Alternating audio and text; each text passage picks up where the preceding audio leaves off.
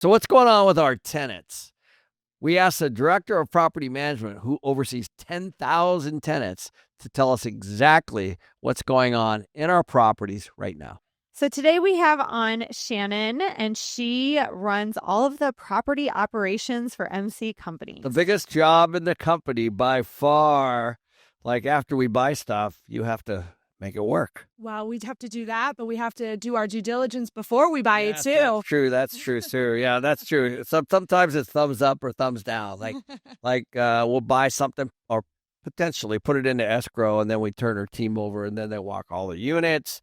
They do full audits. They do an exterior audit of all the capital work needed, the interior audit of all the capital work needed, and then they roll it up into a big bow and say, this is how much it costs, right? Yep. So what would you say, Shannon, that a lot of new syndicators might miss when doing a property analysis?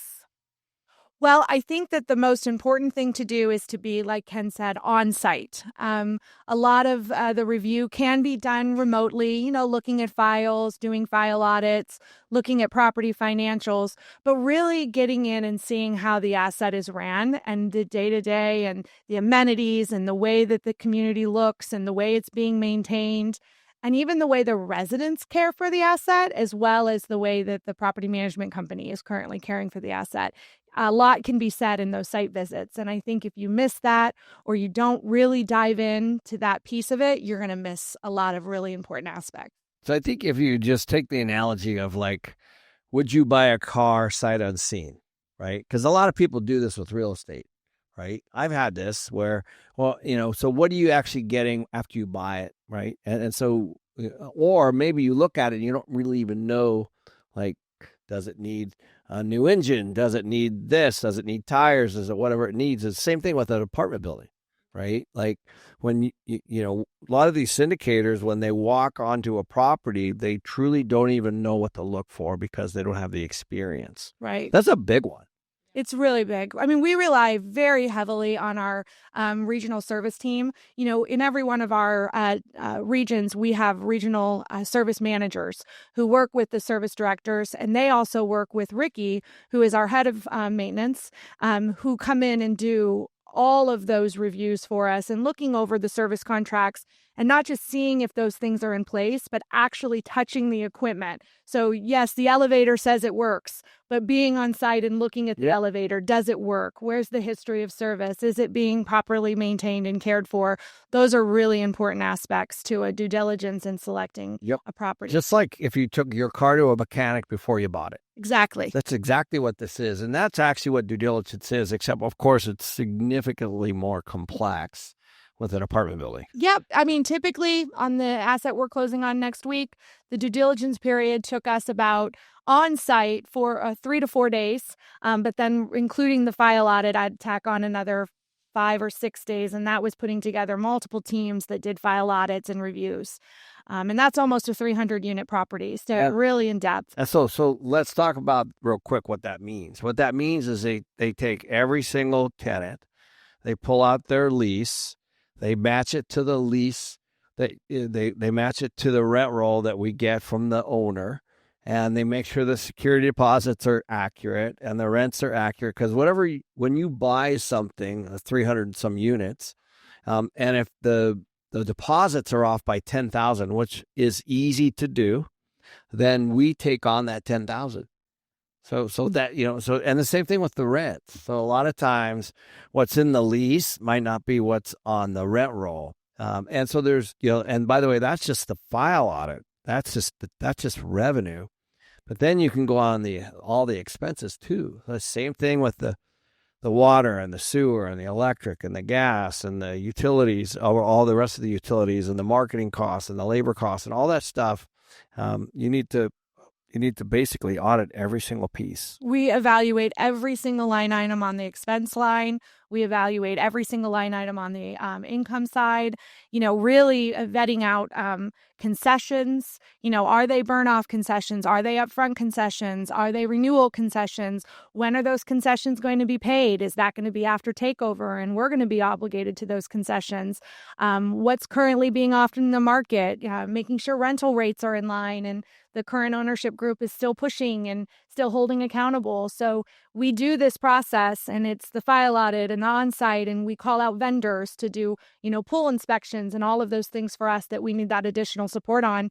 But then once the DD period's over, we still have 30 days till we close, and we're still requesting update reports, and we're still asking for updated progress on if the site teams are still functioning the way they should, and open service requests. So it goes all the way until the day of close. Yeah, and the other thing that I think it's important to mention is, what's the financial health of the existing tenants that are there?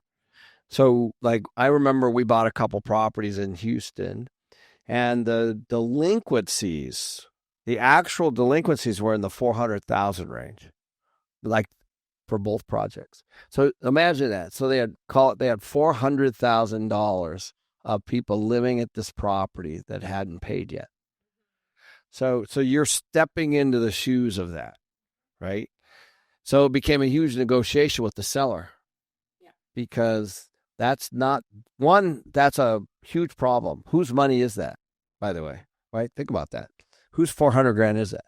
Is it the owner that we're buying from because they didn't collect it? Or is it the new owner after they collect it? That's the first negotiation. And then the second thing is, do you really want those tenants? And if you boot them out, is that a vacancy?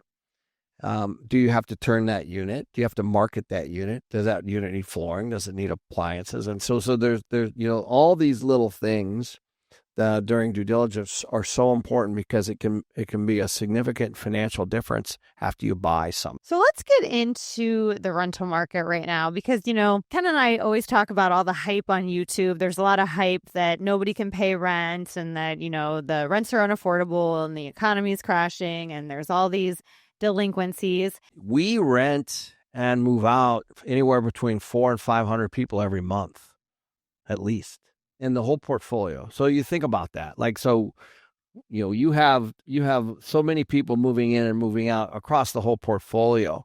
And of course you get a pulse for, what our rent's doing, what our concessions doing, what's the market doing, are rents going up, are they going down, right? All that. So, well, let's talk about rents first then. Like, so what are you seeing with the rents? Are they going up? Are they going down? Are they kind of flat? Does it vary by area? I think we're seeing a big variation based on the market that we're in.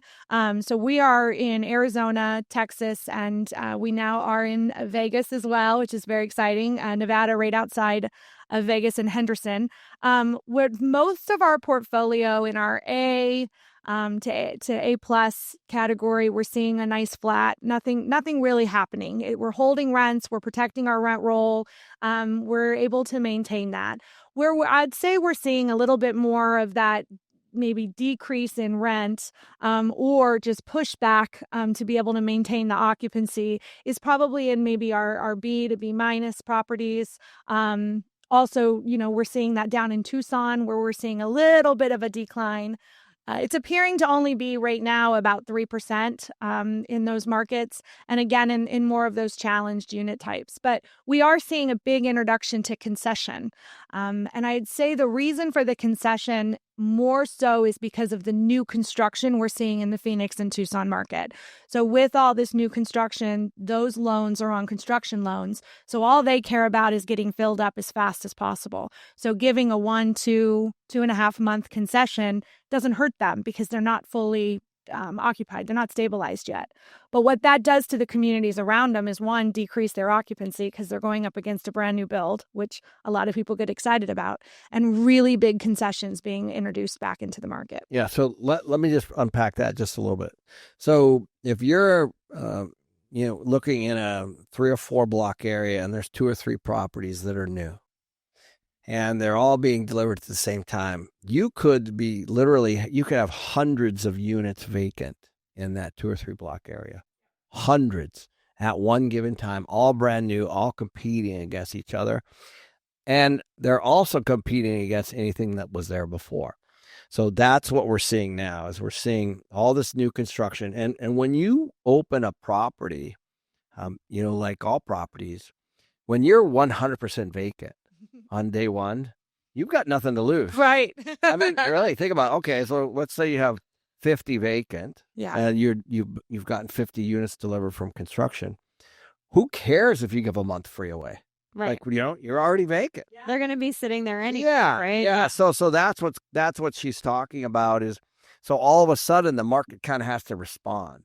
Well, and then people that have the B properties like myself, I'm now competing against A properties with concessions. So that makes it harder for us small landlords. You got it. That's exactly right. And That it is trickles exactly down. right. It trickles down because if we're doing a month free on a 12-month lease or 2 months free on a 12-month lease, you now all of a sudden are impacted if your property is built in the 90s. Because now if you're not doing a concession, they're going to go to the new property. Right. Or I have to majorly lower the rent, which is what I have seen. Or do another concession or something like that. Mm-hmm. So it does roll downhill. The A's kind of start the nonsense. Then the B's have to respond. And then if it's still a problem, then it actually can trickle down into the C's even, right? So why the concession versus lowering of rents? That's a great question. So in the lease-up world, the concession is given just because of what Ken and I just explained. They're all empty. You might as well fill it up. You can give that front concession. And then your effective rent is better, or take that back, not your effective rent. Your market rent will be better and for the long term. So when you come up for renewal time, that person's accustomed to paying that rent and you don't have the pushback of when you renew, okay, now we want to push up your rent even more to get you back in line with that, whatever's going on in the market. Giving a concession is a one-time hit to your financials, and then hopefully you're collecting at that higher rate and you're getting that. However, we are starting to see that the consumer is more concerned about what's coming out of their pocket every single month. So I think that's where, like I said, in the Phoenix and Tucson markets, we are seeing rents come down. That's not really based on the lease-ups. That's more just the consumer saying, you can keep your month free. In some situations, I'd rather have the lower rent. So I think as an industry, we're pushing back on that a little bit. And there's another thing to consider here. And do you remember when you had that tenant that you increased quite a bit of money? Yes. Like, okay. And I call it the pain in the ass fee. Right. But I'm trying to remember. It was quite a bit of money. Like it was $300 or $400. Oh, it was $900. Okay. Yeah. So that's what we're trying to avoid on a large scale. Yep. So if you offer a concession and they're used to paying a lower rent and then their lease comes due, they're now facing a very big increase. Mm-hmm. So you're better off to have the rents almost to market and then give it to them up front so they're used to paying that. And then you could actually even renew them at their existing rate. Well, and then they're qualified for it too, is another point I just thought of. That's another really good. But the other one to consider is the lender. So there's another thing is when you get the construction loan and you have a business plan that you've given to all your investors, there's a certain rent number in it that you said you thought you were going to achieve. And so, that's based on what you thought the market was at the time. And normally we're pretty accurate with those. But when you get to the spot where you're trying to refinance and you've stabilized, like we're doing at Silverbell, for example, our property in Tucson, then now the lender's looking at the rent roll and saying, okay, are the rents where you said they were going to be? So if you've discounted them up to that point, you're not going to be able to get the amount of construction loan paid off by the new permanent loan as a result of the lower rent. Do you think concessions would be something good for the smaller landlords as well to consider? Or do you think that that's more of a larger property thing? It's a market thing. Mm-hmm. It's not really, and that's been my experience. I mean, I agree. Yeah. It's based on the market. I mean, I think what smaller landlords shouldn't do is not stay in tune with what the market's doing. So, even if you only own, even if you own your own, maybe 4 or 5, buildings or homes and you're renting those out and you're the landlord for those, knowing what the apartment communities are doing in the market is going to be super important to you. And depending on the timeline of how quickly you need to rent, I would never tell someone if the market's clearly telling you it's a concession-driven market, you should fall in line with that as best as you can based on your abilities to manage your asset and pay for the things that you would need to pay for.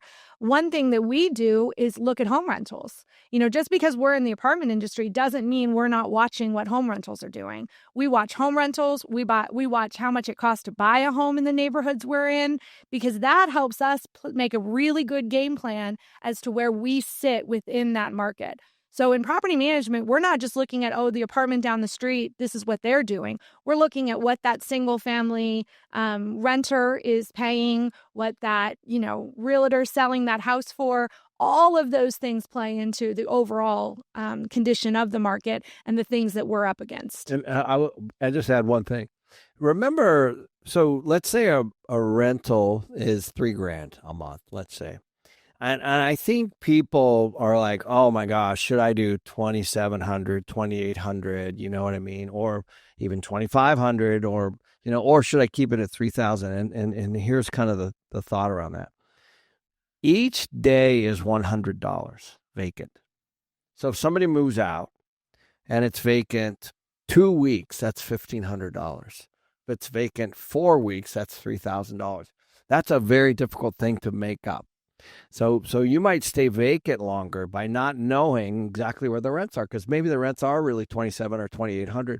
So you'd be far better off to lower the rent by $200 or $300 and get $2,700, because that 300 times 12 is basically what you would have lost anyway, right? So that's kind of the point. People don't look at vacancy like they should. It really is a lack of income. Or an expense, even. A lot of times people look at it as an expense. So that's why Shannon said you really got to be in tune with that, because if you're just holding the line and say my last tenant was $3,000, so the next tenant should be $3,000 or even more, and the market's 2,700 to 2,800, you could be vacant for months and you'll never make that up, right? I mean, you'd be better off just having a good tenant in there. Plus, me, when my units are vacant, I get a lot of anxiety because nobody's watching them. So you can get water issues and you just wouldn't know. So they also become almost more problematic if nobody's living in them. Yeah. And I think, you actually do have the right mindset around vacancy. Like, you don't want it, right? I don't want it. And I price things to rent. I usually rent maybe couple hundred under market, but it keeps them full and I don't have any vacancy. I'm a huge fan of that strategy, by the way. I think a lot of people try to be at market rent all the time, and I'm like, for what? Like, wasn't it better to have a tenant in there for 7 or 8 years? Right?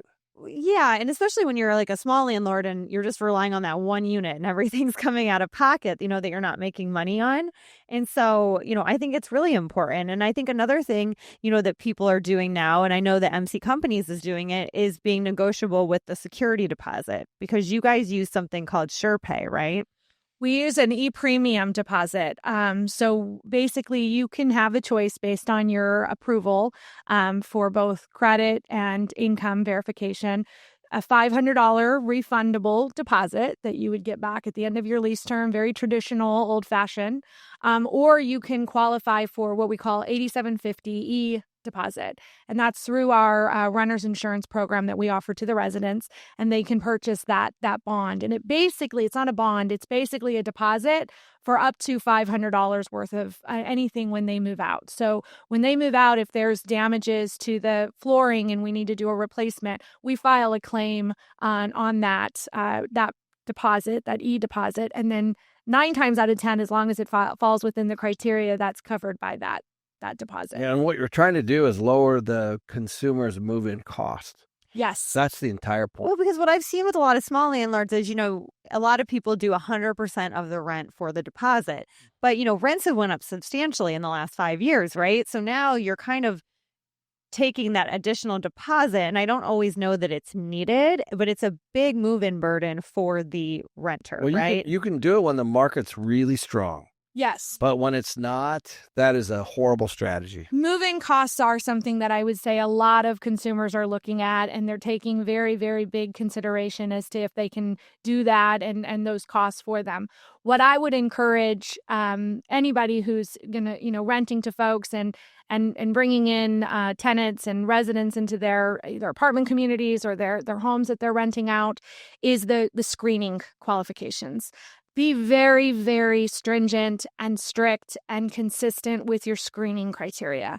Put it in writing, have it well documented what you're screening, how you're screening, and then really make sure that you hold it accountable, because the biggest thing that we're seeing, especially with income and IDs, is fraud.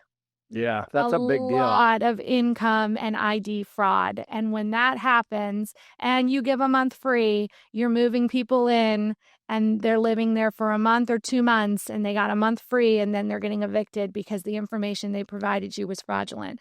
So how do you check that? Like, how would you check if somebody's ID is fraudulent? So we've here at MC, we use a company called Verifast, and it is in tandem with our Yardi screening. So Yardi is our property management software that we use, and that does all of our resident screening regarding credit and background checks. So we don't see credit scores, we don't see any of that, but that information is all ran through that screening. From there, there's a ID and income verification that is a second piece that comes into play, where the future customer actually has to scan in their driver's license and also use their smartphone to take a visual of their faces. And this all gets uploaded in so that this company can verify if this person is who they say they are and who's on the ID. Oh, that's very interesting. Yeah, It's a big deal right now. It never used to be like this, but fraud is probably the number one issue right now. It's the income verification is the next piece. We require everybody has to do a link to their bank account to show their deposits, and then also provide proof of income that this company is able to literally scan it and tell if a font is wrong, if something was added, if something's not, lining up the way it should, because people have become so good at making fake bank statements and pay stubs. Yeah, and that's Chat GPT probably helps, that kind of thing too, right? We had somebody in Texas we found one of our assistant managers actually found her site on Facebook, and it was teaching people how to give fraudulent information. Yeah. Is that right? Yeah. Wow. So what are some great stories that you had recently about fraud? Well, we had, the lady in Texas, that was in Houston. Somebody came in and applied for an apartment, and we put them through the whole process for screening that we do for everyone the same, because we follow all fair housing regulations and regarding screening our future residents. And she kept saying she was having a problem with Verifast, and she just wanted to bring her income in. I just want to bring it in. I just want to bring it in. And our assistant manager was able to track down this type of pay stub that was provided, and we found the lady who was putting together the content and basically teaching people how to put one over on apartment communities so that you can move in without any income. There you go, folks. That's gold right there. Well, and I think as small landlords, we're really vulnerable to that, right? Because, even when I list my properties, to rent, I get a lot of messages like, do you, are you the owner? And those questions always kind of hit me kind of funny, because it's like some people look for owner occupied versus property management because they know a lot of owners, don't run a credit background or are going to be more, flippant about that, or not going to catch the fraud the same way that a property management company or an apartment would. So you always have to be really careful when people are asking, when they want to rent from someone that's an owner. It always kind of like gives me a red flag. Yeah, I would highly suggest before you let anyone move into your own home that you're renting, a condo that you're renting, anything that you're renting as an owner, I would highly suggest that you spend the money to have someone screened by a management company, even if that's the only piece they do for you, because once they're in, with the way that the legislation is going and the way that it's going to get people out once they're in is becoming harder and harder and harder. And then we circle back to what Ken talked about with delinquency. You now have people sitting in your apartments and your homes and your condos that you let in that you probably shouldn't have because they did fraud. And now you can't get them out because you got to follow all the laws with evictions. Well, and one of the things also, tenants typically pay for their own credit screening. Yes, they do. So that's an important thing. So just like you would do if you're going to buy a car. Mm-hmm. They run a credit and criminal check on you, and you pay for that. Actually, it's built in. It's all baked in. Same with a home. So this is only a choice that the landlord decides not to do because the tenant is supposed to pay for their own credit and background check. Yep. So that's an important point. It is. And I think it's important they pay for it too, because that way they're not like, well, let me just see how this goes, right? If they're paying $60 or $75, they're not going to apply if they don't think they're going to, get it approved. But I do want to point something out, because I knew someone that made this mistake recently, is when you say you want a property management company to run your information, that's not a realtor. So the thing about realtors is, a lot of people, especially small landlords, they have realtors find tenants for them. The problem with that is the realtor cannot share their clients' information with a small landlord so we can run our own credit and background check. Instead, the realtor says that they have approved this tenant. You are not allowed to see what that means. So from experience, not of my own, but of people I know, you do not want a realtor to be running the credit and background check, because you don't know what they're running, and their only care is that commission that you're giving them to move somebody in, and it can be a big problem.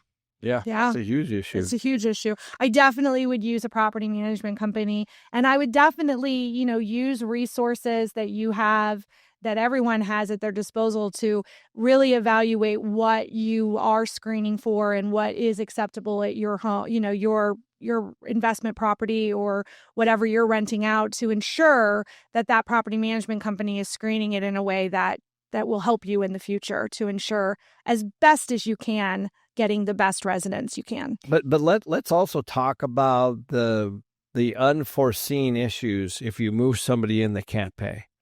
Because the first thing is, of course, you have the constant notification and all the legal and even the legal expense, the time frames, the no rent, the dragging them to court, the posting of the notices, and all the drama and all the stuff around having, a notice posted on a door around people that, are living next door to them or down from them or upstairs and all that. So you have just all of that. Then if you're successful in getting them out at some point, you're going to have potentially vacancy in addition to that, because then you have to turn the unit again. You have all the maintenance, all the market turnover costs. You have all that stuff. So there's a huge amount of people resources, legal resources, financial resources around the maintenance and the repainting. And sometimes you even have damage because they're upset because they've been evicted. So this is typically, in the thousands, not including the rent loss. It's in the thousands. So this one little decision can be a lot of money.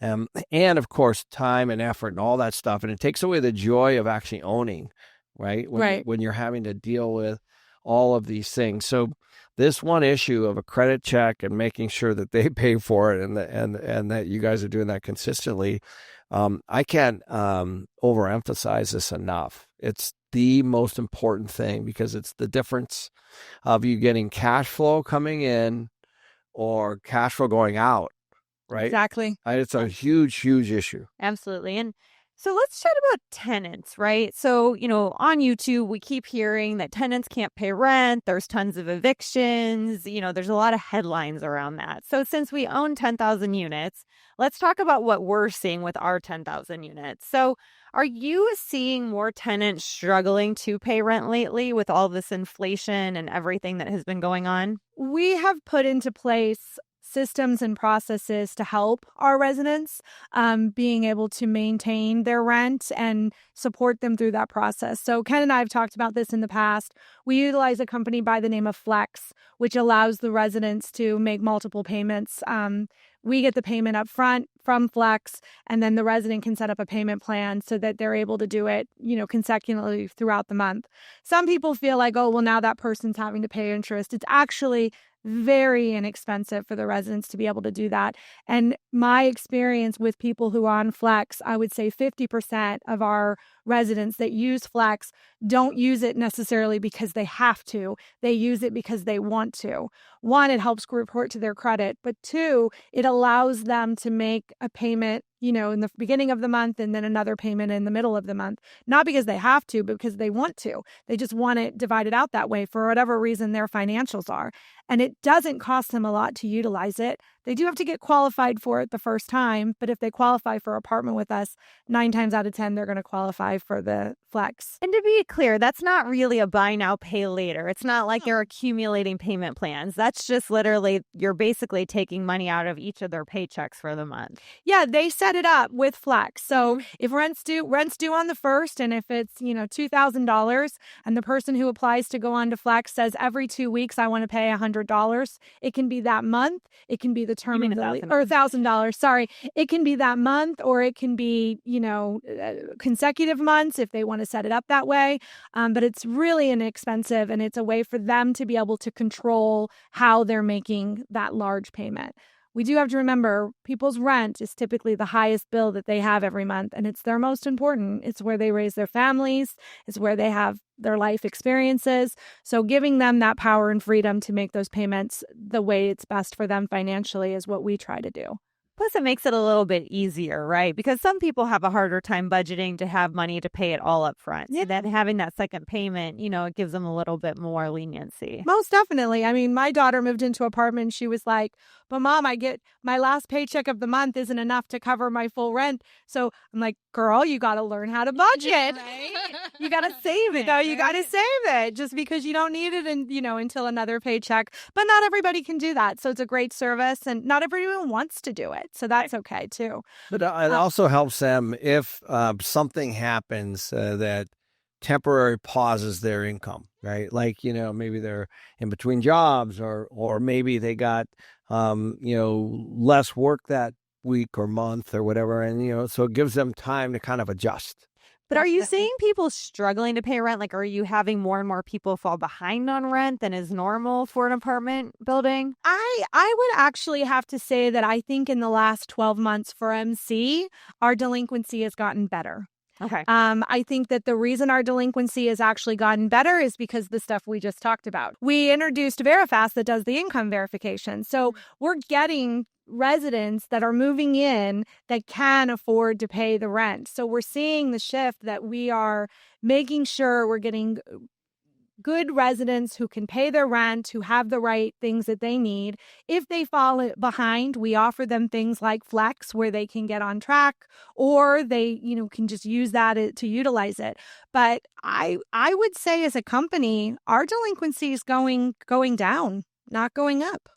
When is the last time you had delinquents, other than 2020 when the world shut down and there was a short period of time where nobody could pay rent? Other than that, when's the last time you really had delinquency issues at a mass scale? Well, I think our biggest challenge was in Texas. Texas held on to and has still held on to a lot of the COVID policies and legislation that came through regarding eviction. So we've gotten over the years and over this last year really good at knowing how to maneuver through that to make sure that we can move people through the eviction process quicker if we need to.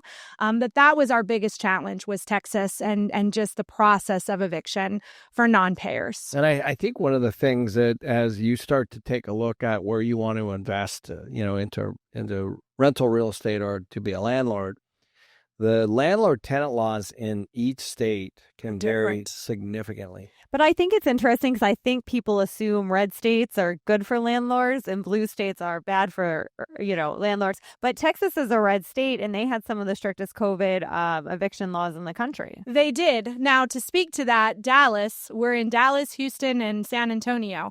Dallas is where we see that the least. Right.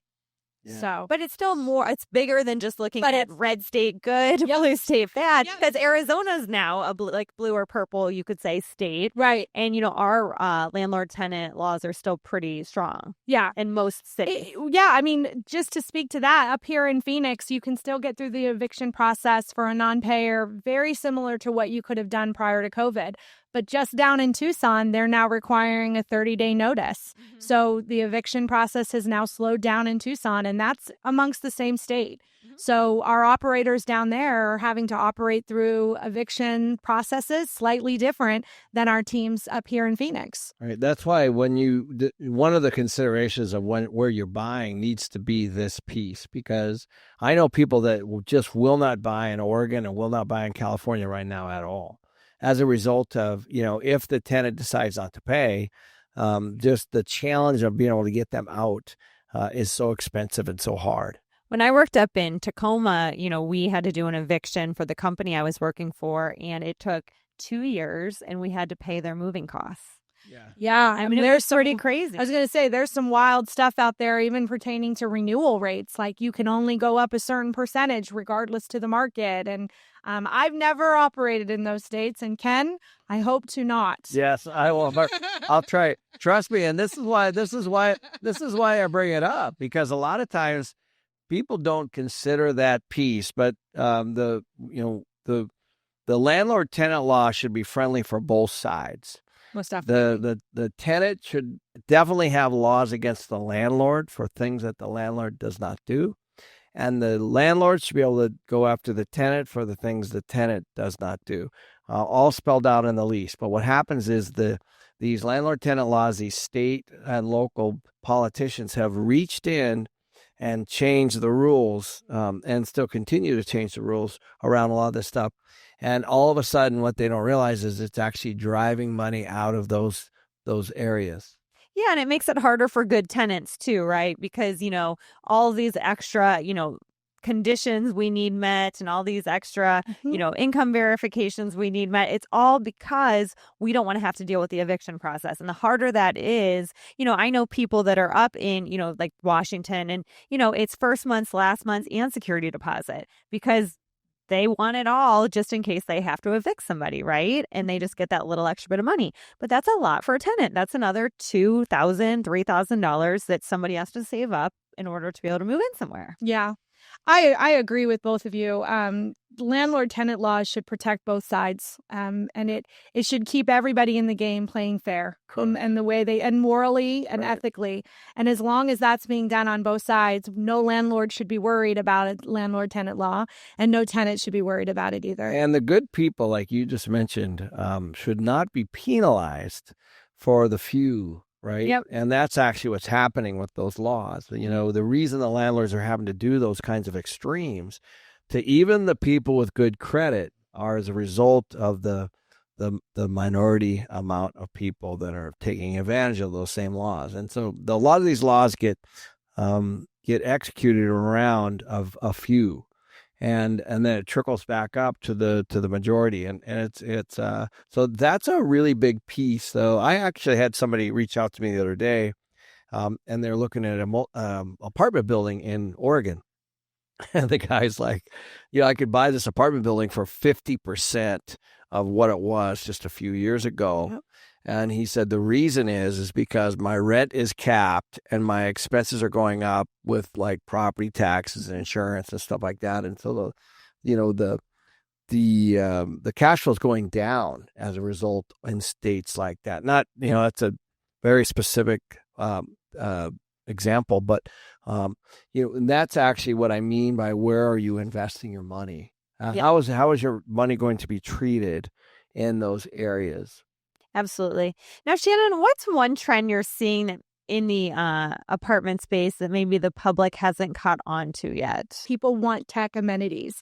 So we're seeing people, in your home, you've probably always had a smart thermometer. And I know some apartment communities dabbled in it a few years back and then maybe pulled back. And is it really valuable? But we're seeing all of that kind of coming really back and being not like a high end, but a standard. So those smart home technology, but also smart home or smart amenity technology. I just went and toured a community that's just getting built. And when you went, you have to have an app to get around the community. So, you can't get into the hallway that takes you down your apartment without this app on your phone where you can scan it and it's tracking every movement that's happening and getting into the pool area or the fitness center. So everything's getting very tech savvy reality. And it's getting to a spot where you either have to get on board or it's going to be really hard to live in some of these communities, I think.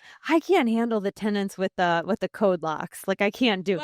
I always revert back to really fast. Yeah, the batteries, the maintenance guys hate those things, Maintenance right? guys hate them. I mean, residents love them, but yeah, the Residents love 'em. maintenance guys really. Well, and they never hide an extra key, right? Like, there's never an extra key. You can tell them till they're blue in the face, make sure you have an extra key somewhere so that if it dies, you can get in. And they never do. Yeah. So it was funny. My stepson came with me twice now to take out automatic locks and reinstall a key because like people can't handle them. And I don't want to wake up in the middle of the night and have, because I own my own, right? And go down there and have to change out their locks and put in batteries.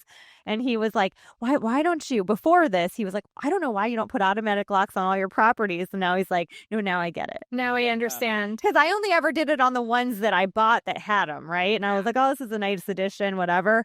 Oh, no. Like now I'm like, we just need a deadbolt and a key and that's it. Yeah. I think we're also coming out of a time of COVID where everybody was like alone and okay with being in their apartment and working, from home and just not being very social, like physically social, like out and about. But we're definitely seeing a shift in residents wanting that common space, those amenity spaces where they can gather, where they can be together, where, the team's doing events and they're big events and they're fun events and they're things that are actually drawing people out of their homes. Another big thing that we're seeing that we're starting to actually put into some of our new builds down in Tucson that I'm excited about is office rental spaces for the residents. So where they actually have private little niches that they can rent monthly or for the whole time, where instead of doing it in the spare bedroom or the second bedroom or utilizing that space in their apartment, they're coming down and can rent those spaces and have their own little office down by the clubhouse.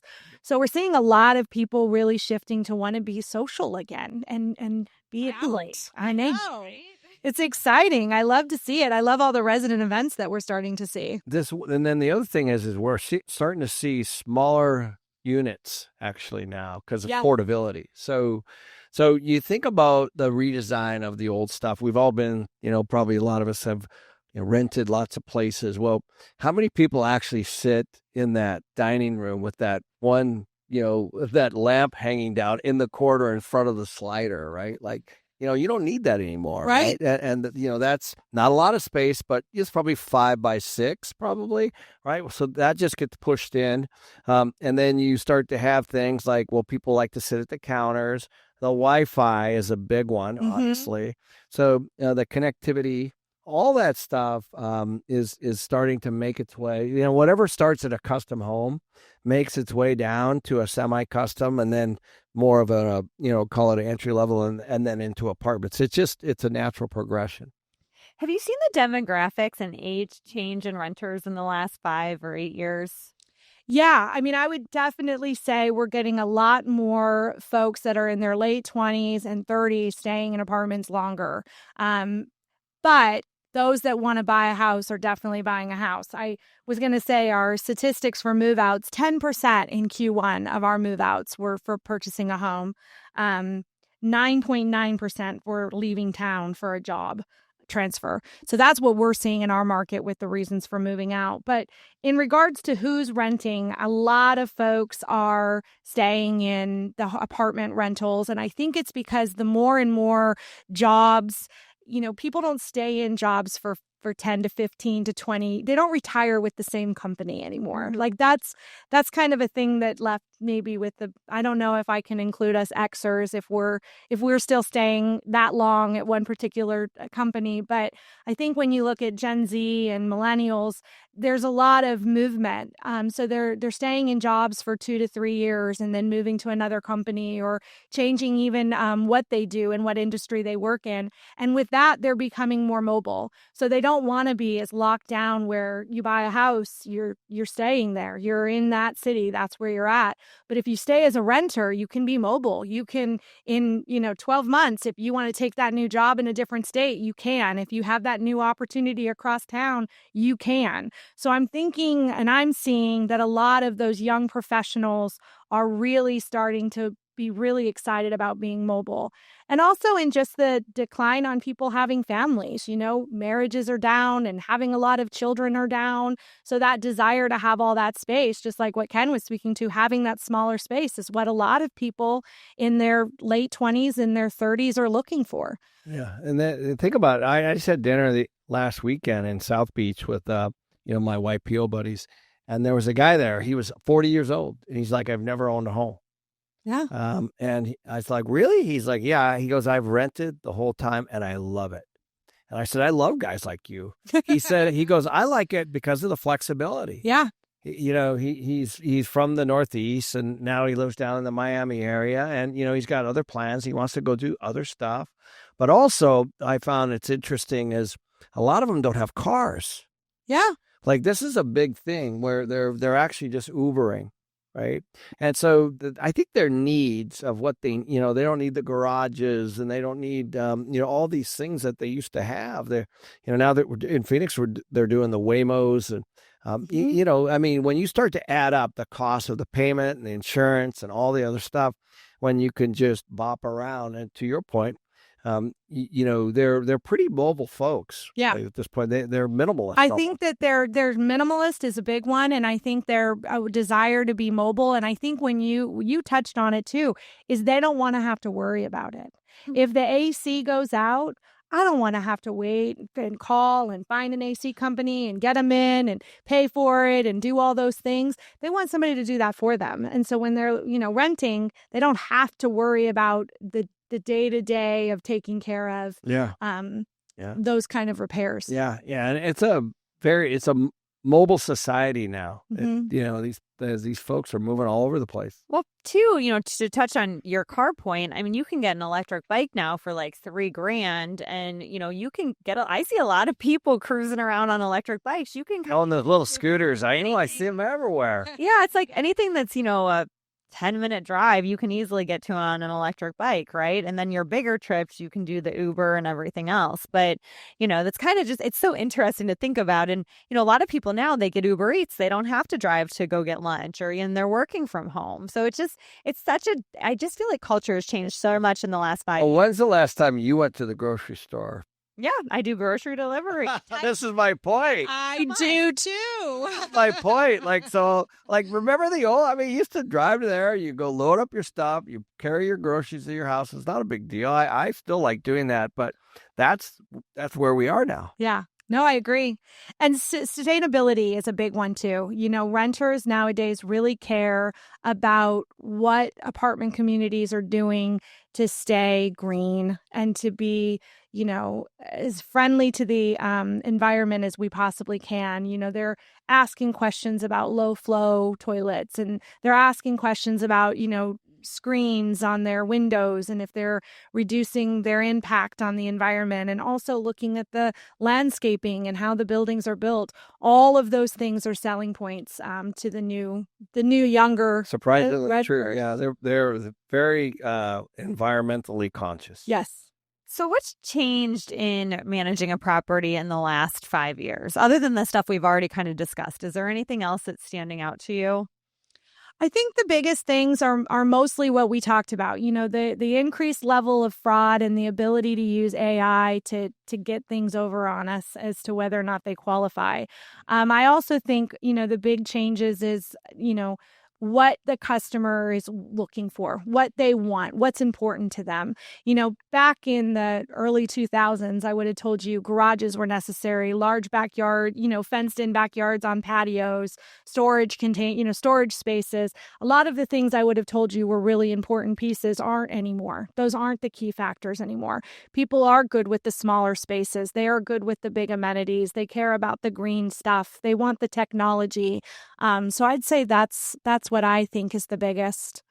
I've noticed something. I want to know if you guys have noticed it as well. But my tenants since 2020, and I don't know, in 2020, I thought it was because they were just home all day. And now I don't know what it is, but my service complaints have went up a lot. They're just home more. They're just home more. Have you noticed that at all, or is that You know what? I don't know. I haven't really seen that correlation. I definitely know the first week of the month, all of our property service requests go up because everyone's paying their rent and they're like, oh, yeah, I forgot that I need that new air filter or that light bulb's out. But I don't know if that's increased. I would say that's good, kind of, because that means that you have people living there that care. So I always draw a red flag when someone's lived at one of our units for over 12 months and I've not seen a single service request, because that makes me go, what's going on in that apartment? Oh, see, this is your experience, because when they complain all the time, I'm like, that's what Danille wants. She doesn't want anything of it. Meanwhile, they're growing dope in there.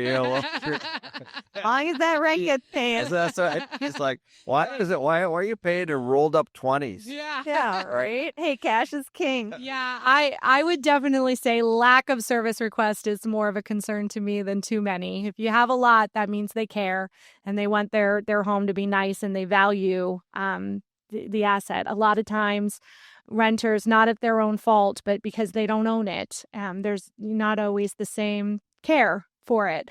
But when you find people who rent from you who do care, I would say embrace that more than not, because I'd guess if you've not been in the unit for over 12 months, and you should be doing your unit by unit inspections at least every year, that you need to get in that unit and see what's going on to make sure it's good. Another thing that's really changed is in a positive way is people now, back in the day, they used to have to make an appointment and show up and go see something physically.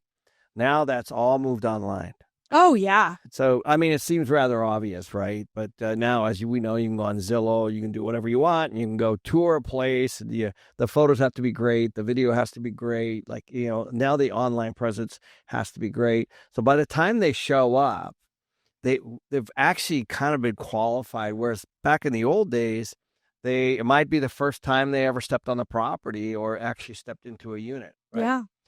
That's definitely true. And I think it's a positive, but it's also making sure your marketing is on cue, because they're getting fed so much information. I mean, you type in apartments in Phoenix and wow, it can be an information overload. And you want to make sure that, your Google searches and your communities and your assets are top on those lists and getting seen, because they are getting a massive influx of data that's all data driven and sent to them, and it can be overloading. So yes, it's great that they can do that. And I always tell my leasing consultants at our properties, if they're walking in the door, they already know all about the community. You made the top 3 list. Now you gotta close it.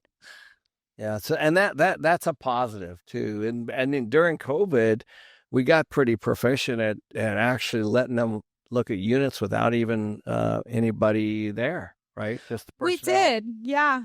We're back to doing. We don't think we do a lot of self-guided tours anymore, because we did find that when someone's got that person with them to answer the questions, it's valuable. But I think during that COVID time, it was definitely a way that we saw our industry shift very quickly, as it should have and as it needed to fit the times. Yep. Are you using any kind of AI for customer service at this point?